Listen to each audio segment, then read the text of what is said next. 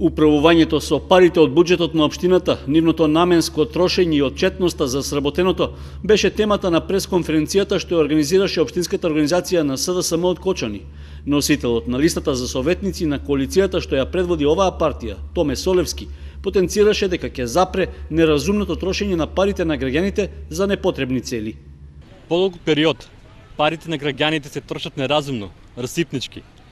Пари за фантастични ручици, скапи автомобили за семени патувања, луксузирање на сметка на граѓаните. Се нагледавме на исполнување на лични желби и страст за што поголема моќ.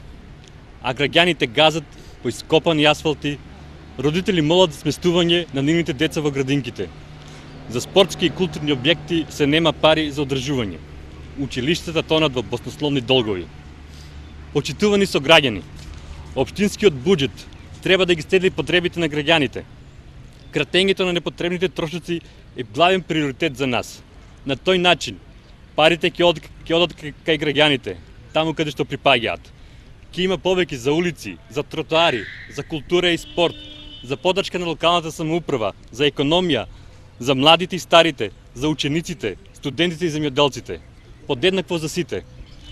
Таквото домакинско управување ќе биде првиот чекор кон подобар живот. Живот за нови работни места, повисоки плати и целосен напредок на општината. Парите мора да се наменуваат за потребите на граѓаните, да има подобар живот за сите. Според Солевски, наменското и отчетно трошење на парите на граѓаните е едно од заложбите во предизборната програма и на кандидатот за градоначалник што го поддржува коалицијата предводена од СДСМ. Затоа и листата за советници застанала зад него со пределба да помогне во реализирањето на ветувањата по конституирањето на новата локална власт.